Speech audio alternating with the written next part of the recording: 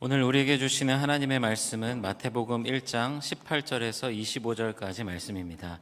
한 절씩 교독하겠습니다. 예수 그리스도의 나심은 이러하니라. 그의 어머니 마리아가 요셉과 약혼하고 동거하기 전에 성령으로 잉태된 것이 나타났더니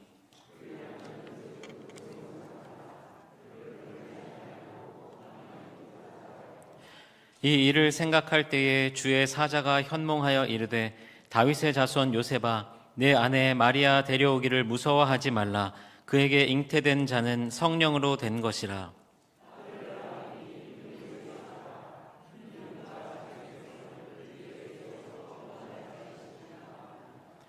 이 모든 일이 된 것은 주께서 선지자로 하신 말씀을 이루려 하심이니 이르시되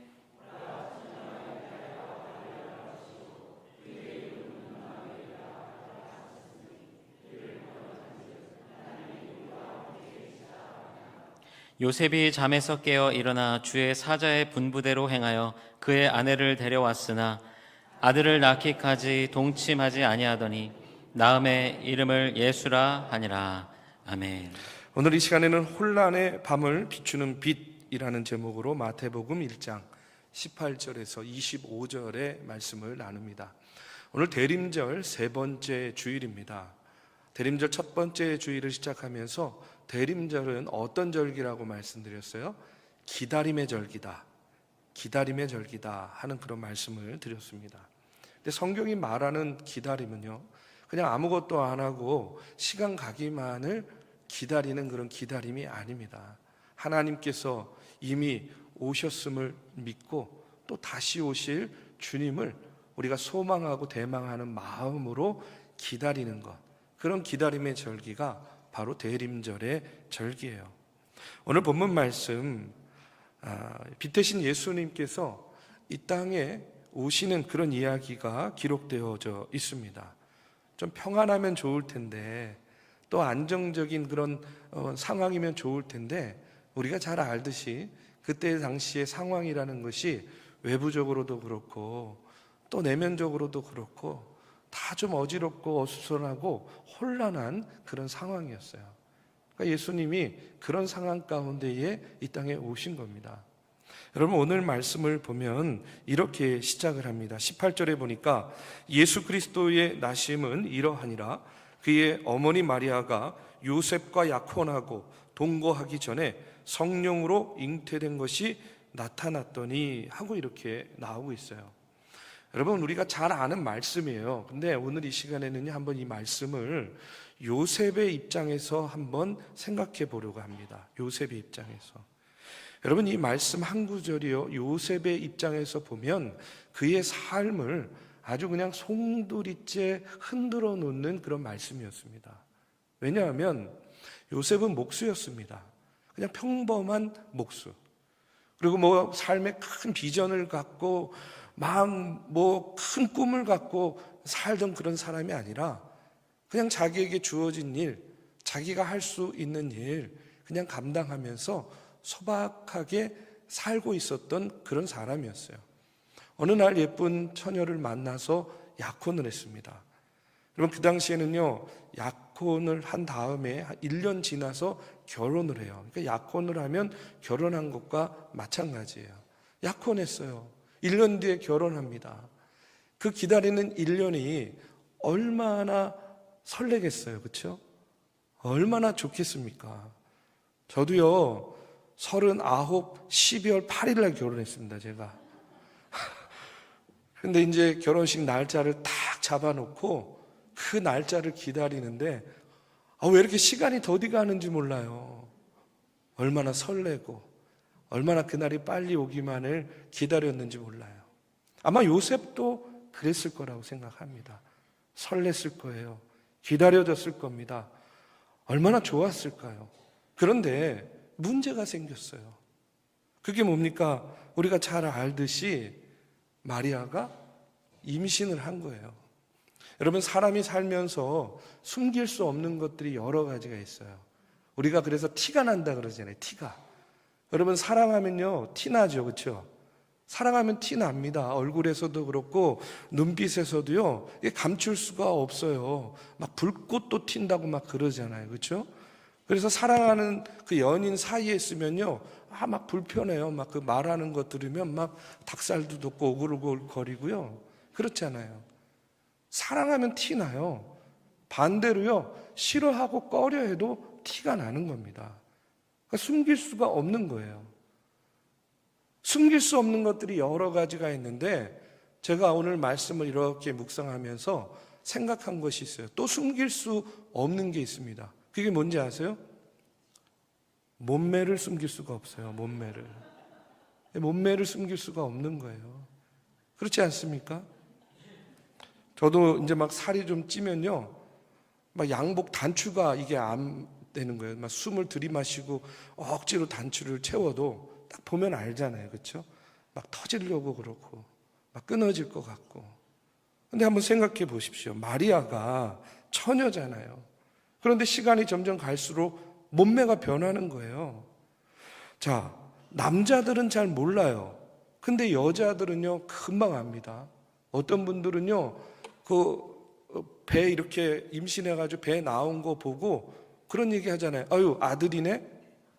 어유, 딸이네? 막 이렇게 맞추시는 분들도 있어요. 아무리 감추려고 해도, 다른 사람의 눈을 가리려고 해도 누구는 아는 겁니까? 본인이 알고 누가 알아요? 요셉이 아는 거예요. 요셉은 아는 겁니다. 그런데 또 하나를 알아요. 요셉이 뭘 압니까? 저 아이가 내 아이가 아니다라는 것을 아는 것이죠. 여러분, 이 당시만 해도 요셉은 아직 성령으로 잉태된다라는 그런 개념도 없었고 경험도 없었을 때였어요. 그리고 또 이스라엘의 법이 굉장히 무섭습니다. 약혼한 건 결혼한 것과 같기 때문에 이 약혼한 여자가 임신을 했는데 이 아이가 내 아이가 아니다 그러면요, 어떻게 되느냐? 돌에 맞아 죽는 거예요. 돌에 맞아서. 그러니까 요셉이 이 아이가 내 아이가 아니다 이렇게 이야기하면 누가 돌에 맞아 죽는 거예요? 마리아가 돌에 맞아 죽는 겁니다. 그러면 마리아를 살릴 길이 무엇이에요? 마리아를 살릴 수 있는 길은요, 요셉이 이 상황을 그냥 감수하는 수밖에 없는 거예요. 그냥 내가 덮어쓰고 가는 수밖에 없는 거예요. 그러면 요셉의 입장에서 보면 그것이 얼마나 억울하고 부당한 일이겠어요. 그렇지 않습니까? 그래서 19절에 보면 요셉이 이렇게 이야기해요. 그의 남편 요셉은 의로운 사람이라 그를 드러내지 아니하고 가만히 끊고자 하였다. 이렇게 이야기해요. 요셉은 의로운 사람이어가지고 이 아이가 내 아이가 아니다 이렇게 자신의 정당성을 주장하지 않고 그냥 가만히 끊고자 했다. 그냥 덮으려고 했다는 거예요.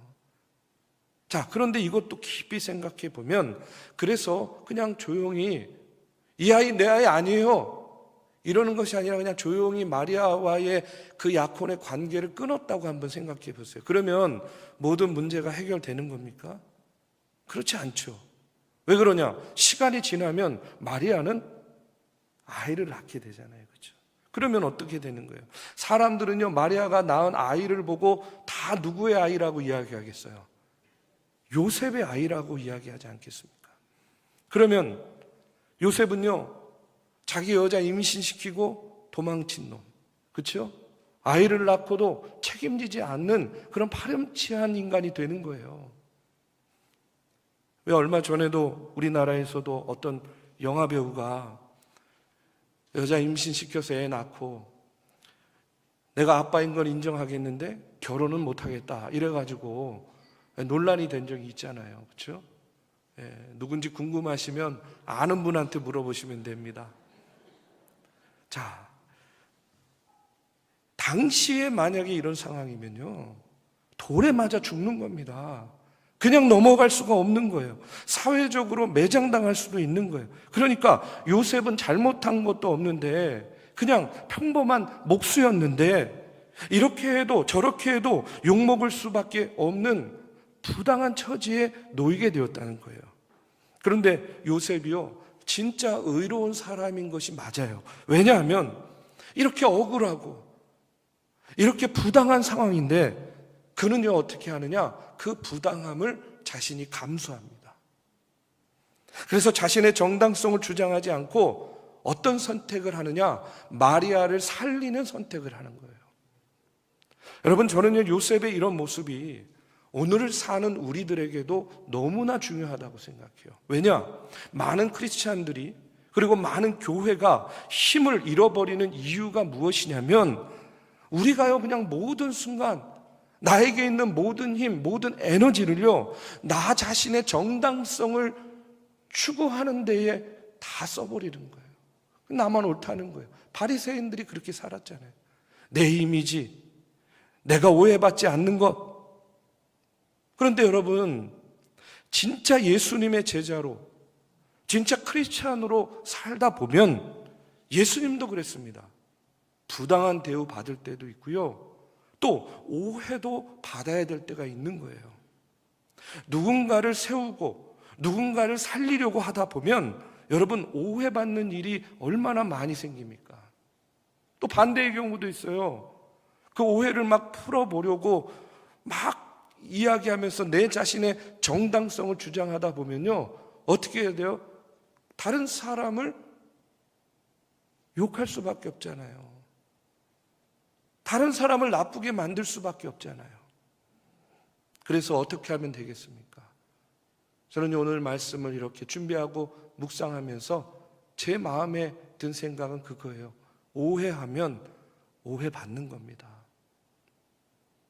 오해하면 오해받을 수밖에 없는 거예요. 요셉처럼 오해받는 것 감수할 수밖에 없다는 겁니다. 그래서 요셉의 길을 보면 예수님의 길과 같다 하는 그런 생각이 들어요. 여러분, 예수 믿으면서 나는 1년 내내 부당한 대우를 받아본 적이 없어, 나는 늘 정당하게 살았어, 나는 늘 정당하고 오라, 그러면 내가 한 해 동안 예수 참 잘 믿었구나. 여러분, 꼭 그게 다가 아니라는 겁니다. 그런 마음으로 우리가 신앙생활하고 우리가 공동체 생활을 하다 보니까 점점 교회가 척박해지는 거예요. 영혼 구원도 없고 전도도 없고 영향력도 점점 잃어가는 겁니다. 여러분, 예수님이 자기를 부인하고 자기 십자가를 지라 한 의미가 어떤 의미겠어요? 저는 이렇게 생각해요. 오해받아도 참아. 억울해도 좀 참아. 네가 죽어야 다른 사람이 살 수 있다면 조금 오해받아도, 좀 억울해도 좀 참아. 좀 죽어주면 안 되겠니? 여러분, 예수님의 말씀이 저는 바로 이런 것이라고 생각합니다. 여러분, 좋은 사람이 된다는 것, 좋은 성도가 된다는 것이, 여러분, 그 목표가 그냥 사람들에게 사랑받고 인정받는 것, 그것이 좋은 성도, 좋은 사람 되는 거라고, 여러분, 우리가 거기에만 목표를 둬서는 저는 안 된다고 생각해요. 좋은 사람이 된다는 것은요, 조금 뉘앙스가 이상할지 모르지만 저는 이렇게 생각해요. 이용당하는 거예요. 이용당하는 겁니다. 여러분, 살다 보면 주변에서 누가 나를 이용하는구나 하는 그런 생각이 들 때가 있잖아요. 제가 보면 자녀들이요, 부모를 제일 잘 이용하는 것 같아요. 그렇죠? 아마 다 그럴 것 같아요. 아이들이 뭐 전화도 안 하고 말도 안 하다가 가끔 아빠 하고 이렇게 부르면, 그렇죠, 뭔가 필요한 것이 있는 거예요. 아쉬울 때 아빠 찾고 엄마 찾죠. 저는요, 목회도 마찬가지라고 생각합니다. 목회도요, 이용당하는 거예요. 어떤 목사님이요, 그런 얘기 하시더라고요. 평소에 그렇게 힘들게 하던 성도가 자신이 어려움 당하니까 찾아와가지고 목사님 도와주세요, 목사님 해결해 주세요, 목사님 기도해 주세요, 막 부탁하더래요. 근데 제가 그랬어요. 아니, 그게 목회지. 아니, 그렇게라도 목사 찾아주는 게 얼마나 감사한 일이냐고. 그런 때조차, 어려움을 당한 때조차도 목사를 찾지 않고 목사에게 기도 부탁도 못한다고 한다면 그게 어떻게 정상적인 목사와 성도의 관계가 되겠냐고. 여러분, 우리가 좋은 크리스찬이 되는 길이 어디 있느냐? 저는 이거 붙들면 좋겠습니다. 우리가요, 좀 이용당하면 좋겠어요. 다른 말로 하면 쓰임 받는 겁니다. 여러분, 솔직히요, 우리가 예수님 얼마나 잘 이용합니까? 그렇죠? 여러분, 예수님 이용해가지고 우리가 제사함 받았잖아요. 우리가 예수님 이용해가지고 죽음도 면하고 영생의 삶도 살고 천국의 백성 됐잖아요. 우리가 예수님 이용하고, 그래서 내가 어려움과 수렁에 빠졌을 때마다 예수님 나를 좀 건져주세요, 건져주세요. 그렇게 예수님 때문에 여러분 우리가 여기까지 살고 살아내고 있는 거 아니겠습니까? 그럴 때마다 예수님은 우리에게 기꺼이 이용당해 주시잖아요. 그런데 그런 예수님을 우리가 진짜로 믿는다고 한다면 여러분, 우리가 해야 될 일이 무엇이겠습니까? 이 땅에서 크리스찬으로 잘 살고 좋은 사람 된다는 것은요, 사랑받고 칭찬받고 이런 것이 아니라 여러분, 조금 부정적으로 얘기하면 이용당하는 거고, 긍정적으로 얘기하면요, 쓰임 받는 겁니다. 저는 그런 의미에서요, 우리 성도님들 앞으로도요, 교회를요 좀 막 이용하세요. 예? 막 이용하십시오. 목사도요 좀 막 이용하세요. 저를 좀 사용해 주세요, 좀 제발. 우리가 선교로, 봉사로, 구제로, 헌신으로 여러분 이용당하면 당할수록 나라가 살아나고 사회가 살아나고 여러분 사람이 살아나고 여러분 교회가 살아난다고 저는 믿습니다. 이것이 좋은 사람, 진짜 크리스찬이 되는 길인 거예요. 요셉 보십시오. 계속 이용당합니다.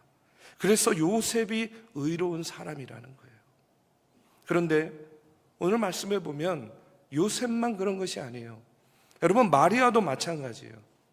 요셉이 자기가 당한 부당함을 기꺼이 감수했다고 한다면 마리아는요, 죽을 각오로 하나님께 쓰임받는 모습을 볼 수 있어요. 자, 누가복음 1장 30절에서 31절에 보면 천사가 찾아와서 이렇게 이야기합니다. 천사가 이르되 마리아여 무서워하지 말라. 내가 하나님께 은혜를 입었느니라. 보라, 내가 잉태하여 아들을 낳으리니 그 이름을 예수라 하라. 천사가 와가지고요, 너 성령으로 잉태할 거야. 너를 통해 구세주가 나실 거야. 아, 그래요? 할렐루야. 아유, 영광입니다. 여러분, 이럴 수 있습니까? 아니잖아요.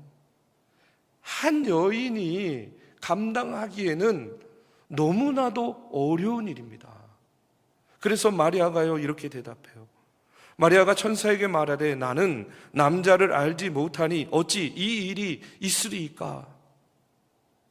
그러자 천사가 또 대답합니다. 천사가 대답하여 이르되 성령이 내게 임하시고 지극히 높으신 이의 능력이 너를 덮으시리니 이러므로 나실 바 거룩한 이는 하나님의 아들이라 일컬어지리라. 네가 성령으로 잉태한 것이고 하나님의 아들을 낳을 거야. 그러니까 마리아가요 이렇게 대답을 해요. 여러분, 우리 한번 같이 마리아의 마음으로 한번 봉독해 보겠습니다. 자, 시작. 마리아가 이르되 주의 여정이오니 말씀대로 내게 이루어지이다 하매 천사가 떠나가리라. 여러분, 우리가 지금 이 이야기요 잘 알고 있으니까 야, 마리아는 역시 마리아야. 마리아의 순종 참 대단하다. 그냥 이 정도의 감흥으로 받아들일 수 있겠지만 앞서도 이야기했지만 여러분, 이 당시에 처녀가 아이 낳으면 어떻게 된다고요? 돌 맞아 죽는 거예요. 그러니까 마리아의 입장에서 보면 어떤 거예요? 지금 나는 주의 여종이오니 말씀대로 이루어지이다. 내 몸을 빌려드리겠습니다. 내 몸을 사용하세요. 지금 이 이야기는, 이 결단은요 그냥 하는 게 아니에요. 죽을 각오를 하고 하는 결단입니다. 죽을 각오로 지금 자기의 몸을 내어주는 거예요. 저는요 마리아뿐만 아니라 우리도 마찬가지라고 생각해요. 우리가 하나님 앞에서 쓰임 받는다는 것이요 어찌 보면 참 감당하기 어려운 일들이 많아요. 감당하기 힘든 것들이요 굉장히 많습니다. 부족하고 불안정해요. 때로는요 부당함도 경험하고 때로는요 억울함도 경험할 때가 있어요. 그리고 어떨 때는 막 죽을 각오를 하고 뛰어들어야 되는 그런 일도 있습니다. 그런데 그 순간에 무엇이 필요하냐? 믿음이 필요한 거예요. 믿음이 어떤 믿음이에요? 비록 불안정하고 준비가 안 된 것 같고 부당하고 억울하고 때로는 내 목숨까지도 바쳐야 되는 그런 어려움이 있지만 그럼에도 불구하고 하나님께서는 결국 선한 길로 인도해 주실 것이다 라는 그 하나님께 나를 의탁하는 믿음이 필요하다는 그런 이야기입니다. 자기 몸을, 자기 삶을 믿음으로 하나님께 맡기는 거예요. 결국 부당함을 감수했던 요셉, 그리고 죽을 각오로 자기 몸을 바친 마리아, 그들의 헌신과 희생이 어떤 결과를 낳았느냐? 오늘 본문 말씀 23절에 보면 보라, 처녀가 잉태하여 아들을 낳을 것이요 그의 이름은 임마누엘이라 하리라 하셨으니 이를 번역한즉 하나님이 우리와 함께 계시다 함이라 하고 나와요. 결국 요셉과 마리아의 그 순종과 헌신의 결과가 뭡니까? 임마누엘의 하나님이 우리 곁으로 오신 거예요. 자기 백성을 구원해 주실 메시아 예수 그리스도께서 그 어둠을 뚫고 이 땅의 빛으로 우리의 삶 가운데에 오는 그런 놀라운 결과를 이들의 헌신을 통해서, 이들의 순종을 통해서 우리가 맞이하게 되었다는 겁니다. 우리 사랑하는 믿음의 성도 여러분, 하나님은 모든 것이 정돈된 그런 순간에 오신 것이 아니라 요셉의 억울함 가운데 마리아의 두려움, 한복판을 뚫고 들어오신 거예요. 설명할 수 없는 오해가 있었습니다. 감당하기 어려운 그런 선택이 있었습니다. 죽음까지 각오해야 되는 그런 순종도 있었습니다. 그러나 바로 그 혼란의 밤을 통과하여서 예수 그리스도께서 빛으로 이 땅에 오셨다는 거예요. 저는 우리 인생에도 이런 혼란스러운 밤이 분명히 있다고 생각해요. 이해되지 않는 일들이 있습니다. 억울한 일들이 있습니다. 왜 하필 나인가? 왜 하필 나인가? 왜 나여야만 되는가? 믿음의 생활, 신앙생활 좀 오래 하면 좀 수월해질 줄 알았는데 오히려 믿음 때문에 더 어려워지는 그런 때도 우리가 경험하게 되죠. 요셉처럼 그 자리가 부당함을 감당해야 되는 그런 자리가 될 수도 있고, 마리아처럼 내 삶을 통째로 맡겨야 되는 그런 순간일 수도 있습니다. 그때 우리는 계산하죠. 손해냐 이익이냐, 억울하냐 정당하냐. 그런데 성경은요 우리에게 이렇게 이야기해요. 성경은 우리에게 다른 질문을 던집니다. 어떤 질문이냐? 그 자리를 통해서 누가 일어날 수 있는가? 그 자리를 통해서 누가 살아날 수가 있는가? 너의 순종과 너의 선택을 통해서 누구를 살릴 수 있는가? 우리 사랑하는 성도 여러분, 우리가 대림절을 보내면서 우리가 붙들어야 될 믿음은 바로 이것이라고 믿습니다. 모든 것이 설명되었기 때문에 순종하는 그런 믿음이 아니라 하나님께서 나와 함께 하신다 하는 그 약속 하나만으로도 순종하고 헌신하고 나를 맡길 수 있는 그 같은 믿음이 오늘 저와 여러분에게 필요한 때라고 믿습니다.